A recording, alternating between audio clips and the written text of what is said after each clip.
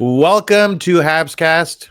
I'm your host, Eric Macramalla, here with Grant McCagg, former scout for the Montreal Canadiens, and knows all things about all hockey players at all levels, including my son, who's in U11. That's a little bit odd. Grant, welcome to your podcast, which is always weird, right? Because I'm hosting it, but really, this is you. This is your brainchild.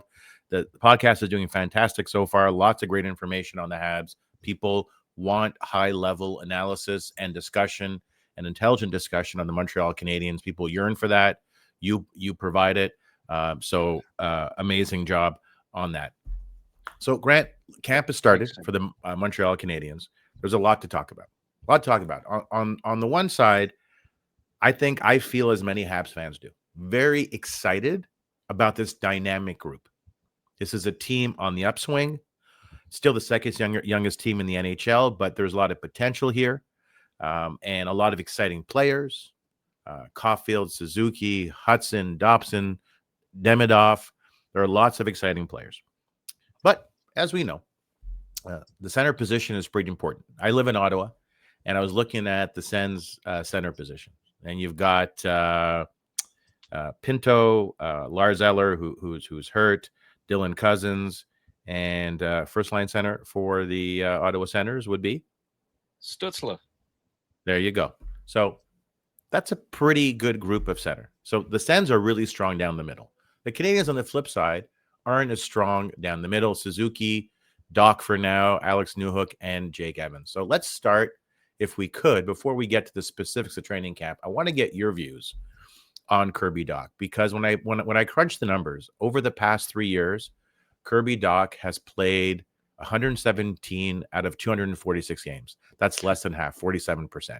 He's missed time to a knee injury, shoulder injury, ACL, wrist injury, goes on and on and on.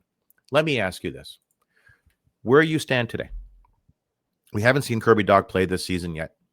Last season, he seemed tentative. Probably the right word to use to describe the way that he played. But he's had some really good moments as a centerman for the Canadiens. Do you expect that Kirby Dach will be the Montreal Canadiens second line center? Right now, I do expect that because Marty kind of said so yesterday that he's kind of penciling him in as a second line center. I don't know if it was just to incentivize him, to kind of get him, light a fire under him, say, hey, you're going to be the guy. So step up and grab it. Grant, he is the guy now. December 1st. Is he healthy, and is he playing well, and is he the Canadiens' second line center? Oh, okay. Centering Demidov and Laine. I think or Zych, whichever. I mean, that's the $1 million question, right? I wish I could answer that, but and thanks for not calling me former scout, by the way, just former scout for the Montreal Canadiens, because yes, I get that one a lot, and I like to think that I've continued scouting since I was with the Canadiens, but so I just want to thank you for. Well, you're a scout. Scouts are always scouts. They never turn it off, right? That's why I said you've been scouting my son at U11. You're like, hey, he's got to work on his skating. I'm like, I know. Well, I think I will say yes, because he's going to be given regular dynamic line mates by the looks of things in Demidov and Laine. Last year, I went back and had a look. He started the year with slow start Slav and Newhook, and it just didn't work. And then Armia replaced Newhook. Suzuki replaced Armia. Slav went up to the first line, and it was just a jumble, and it just never clicked on any level. This year, he's going to be given two very offensive line mates, and I think they will create a lot of offense, led by Demidov and his he's always creating offense. He's going to do it at the NHL level, I fully believe. So he's being handed a better, he's being dealt a better hand, you could say, than he was at the start of last year. And the reports certainly from, the staff, the management and the coaching staff is that I think Dach's in better shape than he was last year when he started the season. So given all those factors, I believe that he's going to have a better start and that hopefully that group finds some There's the word. I chemistry. was waiting for the word hopefully. I was waiting for hope, right? Because we know Well, hope is of not a course. strategy.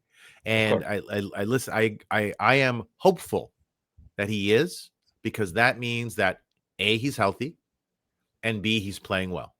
He's a healthy, non-reluctant hockey player, right? He's suffered a lot of injuries, and he may have become a little bit more inherently gun shy. Is he the second line center come December 1st? I hope so, but the track record here would suggest that it's less likely. I'm not saying it's not going to happen. It's less likely. He gets hurt a lot. I mean, when he tore his ACL along the boards a couple of years ago, that wasn't much of a hit. I think we would agree. And he just seems to suffer significant injuries as well. While he'll have much better line mates, I mean, Laine and Demidov, I mean, I could get 30 points playing with those guys, and I'm wearing boots and not skates, right? But I have to see it to believe it. And I think that's where a lot of people are. You know, last year in the year-end presser, Jeff Gordon for the first time expressed some frustration over Kirby Dach. Remember that? He was pretty short. He said, now he's got to show us that he can do it. They were not pleased with how he came back off his last surgery, not in shape, or at least not in game shape and not ready to go. And Jeff Gordon was pretty, I thought, sharp given his typical tone. So I'm hopeful, but I'm not optimistic, Grant. Yeah, well, I mean, he's only reaching his prime now, and younger players, given the injuries, given the lack of playing time, and he's never had a full season playing a second line role, really, and he's never had line mates like Laine and Demidov, so he's being handed this golden opportunity. If he doesn't take advantage of it this year, I agree that I don't think he'll ever be a legitimate second line center. The other thing is, if he's playing with those two, is his face-off percentage going to be better? Ah, right. Like, great point. It hasn't changed. It's still in the 30s. Right. It's like my beautiful curly hair. It's always been curly. Kirby Dach has not improved his face-off percentage. This is a big deal, isn't it? Maybe speak to us about the importance of puck possession, say in the offensive zone, and losing those face-offs. Yeah. Well, if he's still in the 30s and he's playing with those two, they'll probably have to move in Bolduc or Newhook to play with him at some point. Even though neither of them are proven face-off guys either, it's so there's question marks surrounding that. And okay, well, here, hang on a second, Ryan. I want to make sure we emphasize this: that if Kirby Dach is playing decent hockey, but he continues to lose face-offs at a 60 to 65% clip, this could be fatal to his role in the second line as a centerman. Correct? Yes. That's a big deal. They may move him down. They may move Bolduc or a Newhook to that line and try to balance the three lines. It's hard to say. A lot will depend on if Laine and Demidov end up having chemistry together too. So there's a lot of moving parts there, a lot of questions. And yeah, certainly the Senators have an edge on the Canadiens when it comes to quality depth down the middle. And on most teams. And on most teams. I mean, if we're being fair, right? The Sens are deep at center. They're right. Deep. I like Montreal's wingers and defense more than Ottawa's, so it kind of, I think they're going to be close in the standings because it's sort of, I think they're close in talent and have a young core, both teams. He is Grant McCagg, former Canadian scout, but ongoing scout, does a lot of work evaluating players. Fantastic work. I'm Eric Macramalla. This is Grant's podcast, HabsCast. All right, let's just shift gears more generally to camp opening yesterday. The Canadiens have divided, Marty St. Louis divided the players in the group A, B, and C. When you look at those groups, A, B, and C, which is typical for camp, yes, the names when the Canadiens released the names in the groups, they were sorted alphabetically. But when you review those lists, what's the first thing that pops into your mind with respect to who's in what group and why? Yeah. Well, let's put them up here, Eric. There's Group A. And it's interesting to see. Okay. So this is your old slide. So you're there. This is There's the a new new one. Group A. This is the new one. Yes. We were missing Demidov. I mean, that's kind of a never heard of it. Important one, eh? Yeah. I don't know why Group A has about 4 more forwards than the other 2 groups, but that's fine. I think they've got Dach, Laine, and Dach, Laine, and Demidov in that group, right? So that tells me that they're planning on keeping that trio together right from the start of training camp and see what they can do. What do you make of the inclusion of Kapanen? Well, I hope he gets a look with those 2 as well, Demidov and Laine. I know I've been pushing for that. I thought Kapanen was great at the rookie tournament, and the third line center spot is open at this point, and they're going to have a really close look at him. What's interesting for me is that they've got Dach, Kapanen, and Veleno all in the same group. So I'm not sure, they say, well, guys, fight it out. See who, maybe all 3 get a look with Laine and Demidov in the preseason. So that's, the one thing that stands out for me, Eric, with the way that the Canadiens have these groups now, when it was Julian that was the head coach, they put the best players in Group A and Group B, and then the guys that didn't stand a chance, obviously, because they were all put in this Group C. Like they had the team figured out before camp ever started, right? It's if you were in Group C, it didn't matter. You could score a hat trick a game, and you were still going to the minors or being released. So, I like the fact that they balanced it out, and there's a meritocracy there with Marty St. Louis more so than past coaches. And if you show up at camp and really impress, and there's a spot open there, I think you start the season with the Canadiens, and I like that approach more so than it with previous regimes. So let's in that list in Group A, one of the names that jumps out at me is David Reinbacher. I think by all accounts, Grant, it seems more likely than not that he will not make the team out of camp and will get some more time in the AHL. Curious as to your comments as to where you think he is now in his development, to what extent did his injuries set him back, and what do you see as his outlook this season and in the coming seasons? Well, I think because he missed so much time last year that at this point the plan is to start him in the AHL. He looked a little tentative at the prospect showdown. Like he didn't stand out, and if you're going to make NHL team, you better stand out at the rookie tournament, right? And he didn't. His skating is fine. He made nice plays, but he wasn't overly physical. He didn't really do much offensively, and until he's got that full confidence back, and I think that will come with game repetition.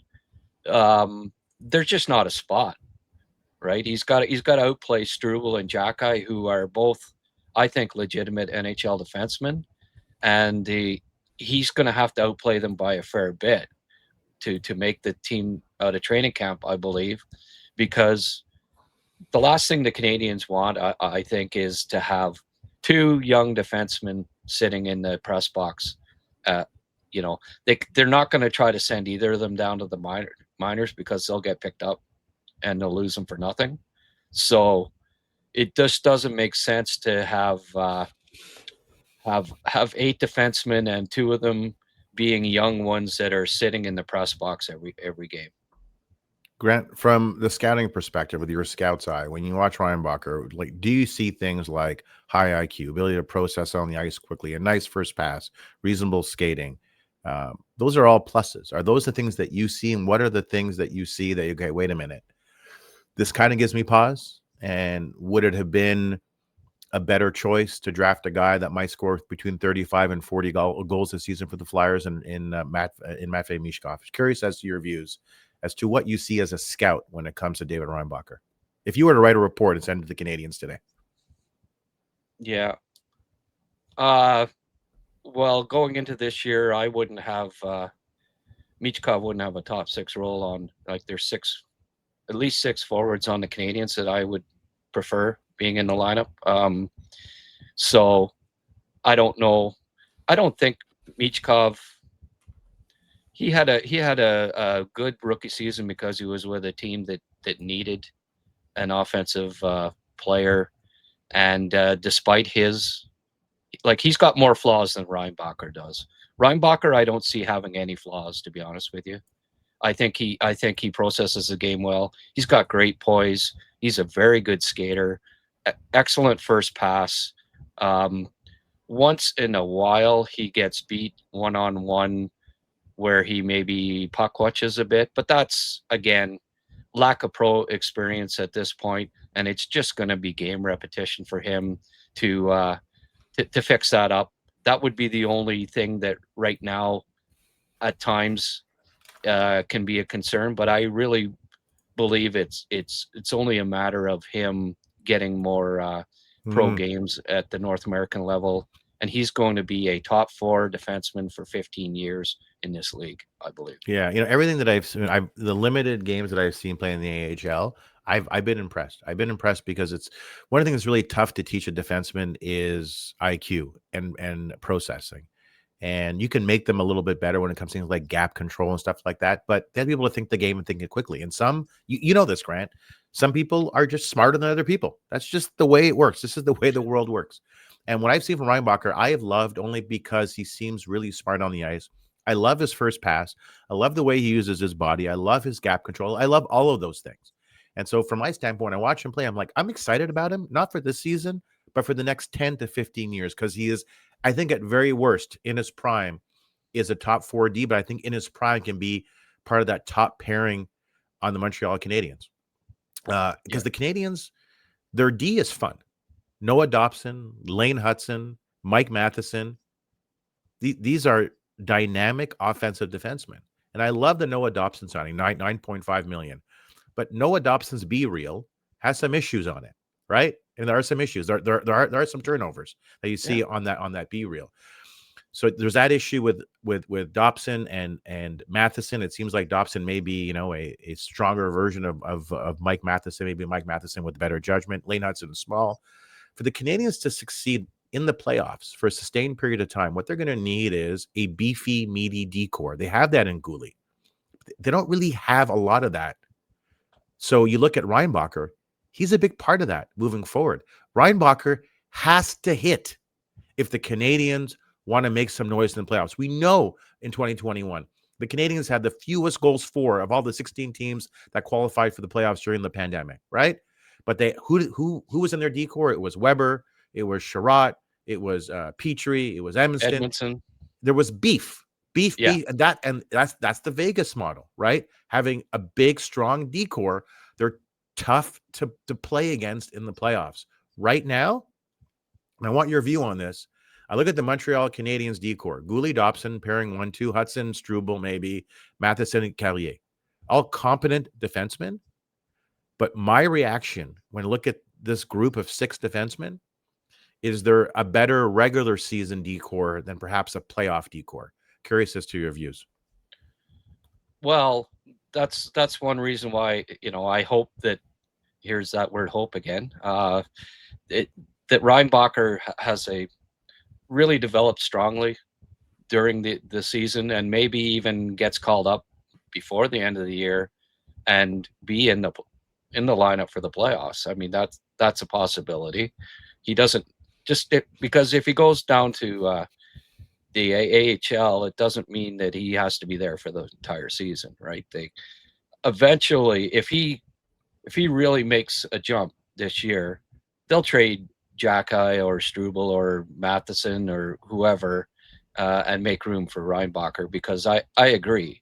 I think he's one of the future pieces that for the Canadiens to make serious noise in the playoffs, he's going to have to be a part of it, and that's one of the reasons why they drafted him at 5th overall. So, I mean, you mentioned the lineup not being that beefy, and you named 6 players, but you didn't name Xhekaj. Now, if you put Xhekaj in there as one of the 6, then they're beefier, right?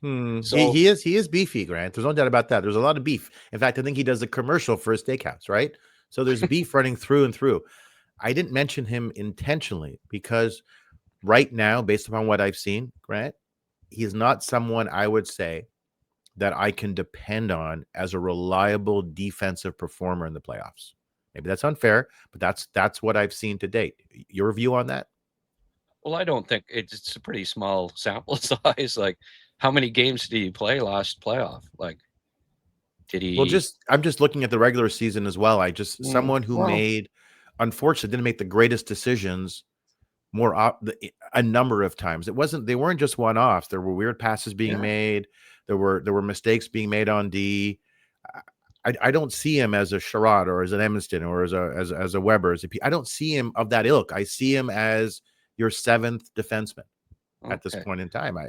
I maybe I wasn't watching him closely enough, but I honestly haven't seen a ton of mistakes. There is the odd one, but I think the main reason why he hasn't been a regular is just Marty hasn't trusted that he won't take the inopportune penalty at times and be a little undisciplined.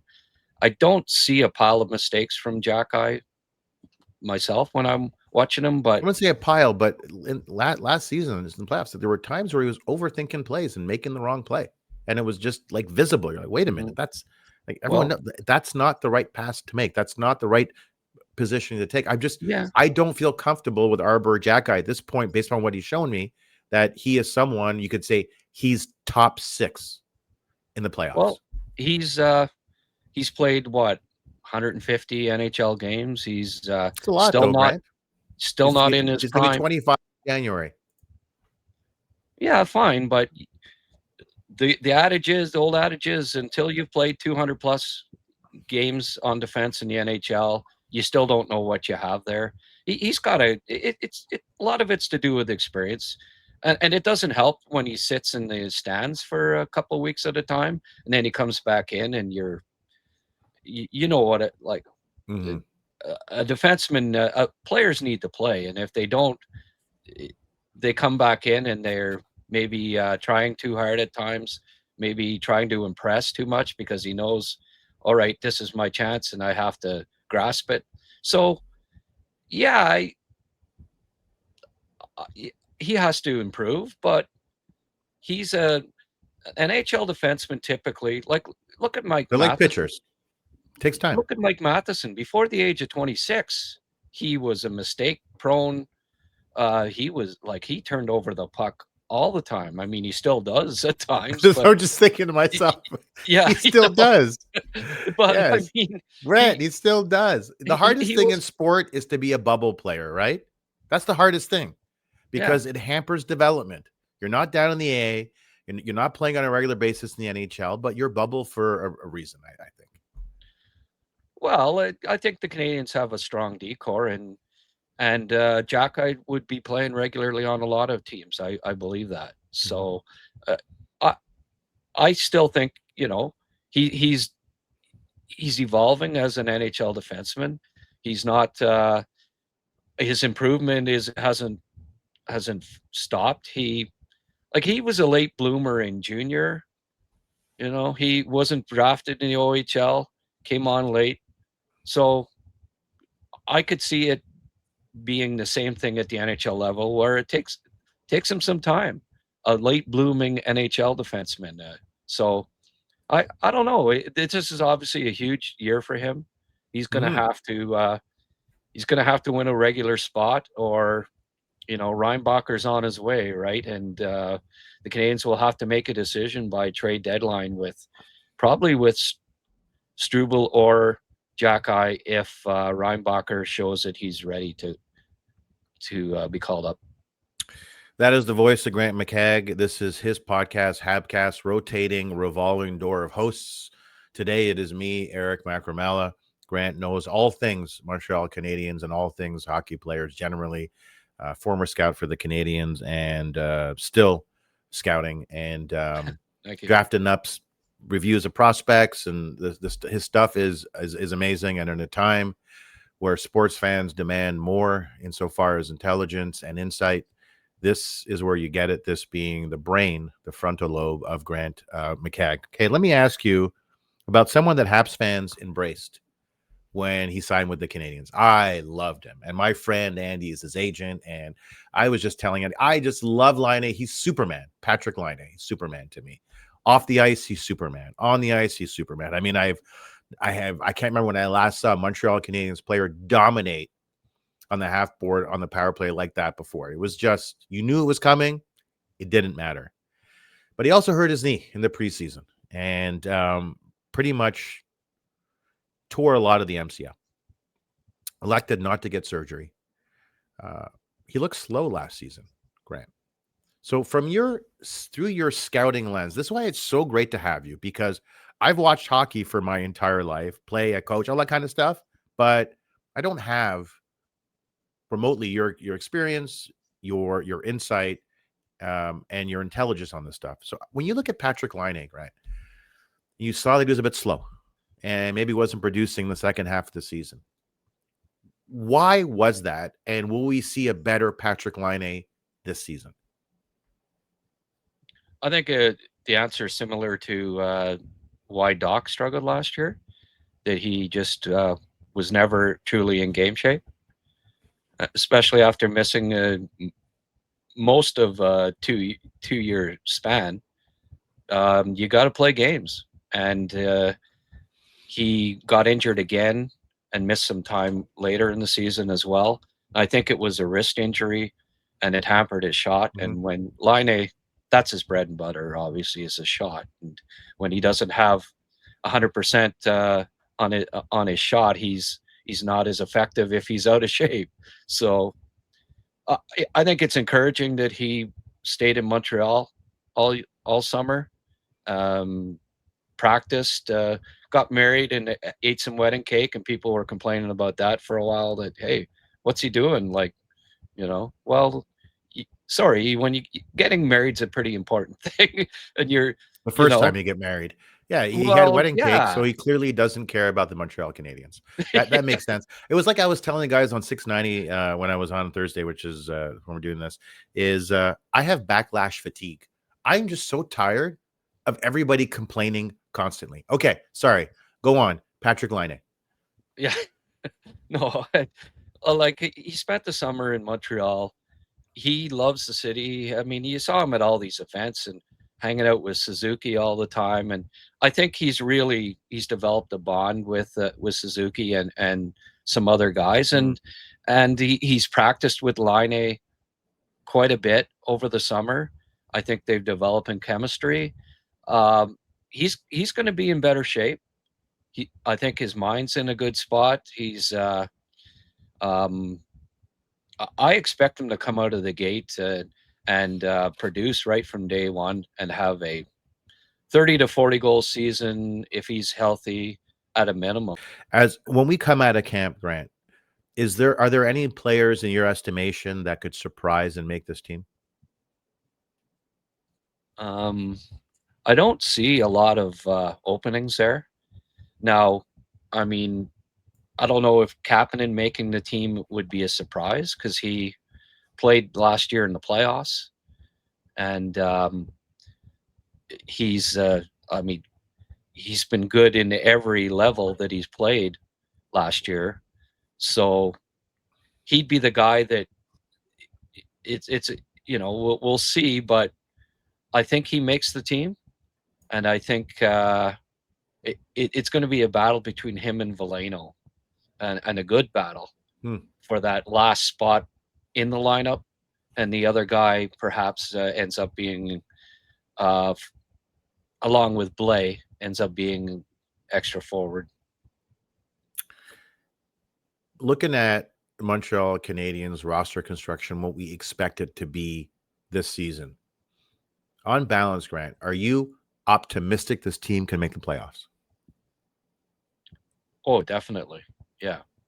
I think that they improved their team more than any other in their division, and they made the playoffs last year.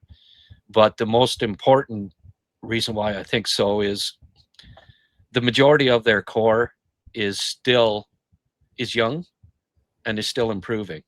And not only did they improve the more than other teams in the division, they also have the best young core that's only going to be better with more experience. So there's going to be internal improvement as well as what they did externally in adding players in the off season. The As long as the second line center isn't a disaster, I don't see. I think they're strong enough in every other department that they will. They can even compensate for it to a certain degree, I believe, even if the second line center is a bit of a, because they made the playoffs last year with a revolving door at second line center, and that was without Laine and Demidov on the second line. So and then Bolduc as well. So I think even if second line center isn't answered emphatically this year, there's still so many. It's such a strong defensive core and on the wings that I think they make the playoffs this year for sure. Maybe even 100 points. 100 points. Okay, I'm gonna keep you to that, Grant. And I think it's really important for the Canadiens to get off to a quick start this season. They cannot, win 4 of 10 or 5 of 10. They've got to come in at 7 of 10, whatever, 6 and a bunch of overtime wins. That's the voice of Grant McCagg. I'm Eric Macramalla. This is Grant's podcast called HabsCast. All things Montreal Canadiens. As a big Canadiens fan, when he said, "Hey, do you want to be one of the hosts of the show?" I'm like, "Yeah, I can." I talk Habs, Grant, with people at Loblaws. That's a grocery store in Ottawa, and they don't want to talk to me about the Habs. I'll talk to anybody about Montreal. Well, about sports generally. That's part of being a low energy loser like Jeb Bush that I am. So, okay, so you're saying the Canadiens have a chance to get 100 points this season, but Jeff Gordon and Ken Hughes, in their presser during the Canadiens golf tournament, they were very intentional. They were very intentional never to say that we're going to make the playoffs. Same thing with Jeff Molson. They avoided that. They avoided setting expectations for this season, which I thought was really interesting. And they just talked about growth and kept reminding us we're the second youngest team in the league. So my question to you, and this maybe is the $1 million question for all Habs fans here who are paying attention, is we know the team is young. Suzuki is 26 years old, okay? We have a lot of players in their 20s. At what point, at what age can you say a player at the NHL level, that's who he is now? This is how he's going to produce. At what age does a forward become fully formed, and at what age does a defenseman become fully formed? Because I want to distinguish because they are two very different positions. I don't think there's a specific year that you can say, because every player has a different development path. It's not like all okay at 25, boom, But 25 for a forward is a safe, in and about, I'd say 24 to 26 for a forward, and a defenseman, 25 to 27. A little, they have a little more time to develop. They need. It's just that forechecking at the NHL level is like nothing you've ever seen at any other level. That when you're a defenseman growing up, it's so fast, so big, that intense. The forechecking, you have to be able to make such a quick decision with the puck, and that's why I think a player like Xhekaj is still not in his prime. Even though he is turning 25 this year, as you say, until he has 200 to 300 NHL games under his belt, they're still developing as a defenseman. That would be my answer for those two. That is the voice of Grant McCagg. And I'm Eric Macramalla, the host here of HabsCast.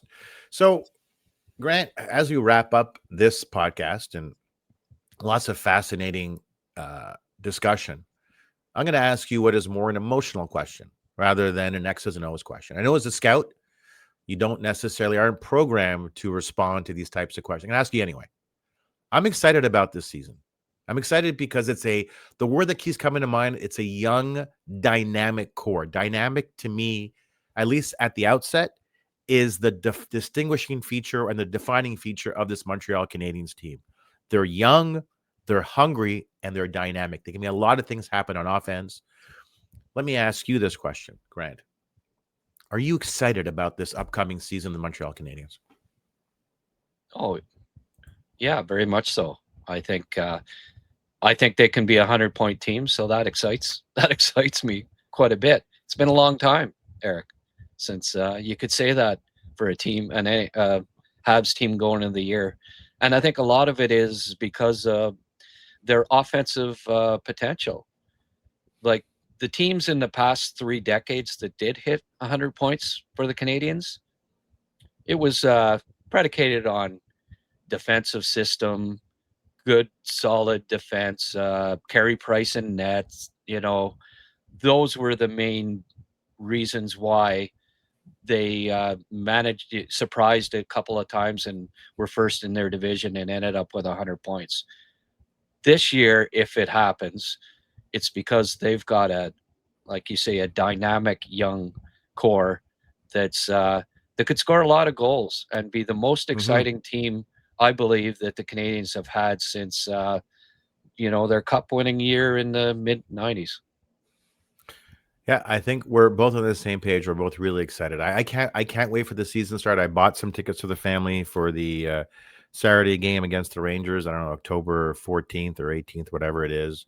I haven't told the kids yet. They'll be super surprised. Taking the train down from Ottawa, and I can't drive to my old city anymore. It's just too much traffic. It's exciting.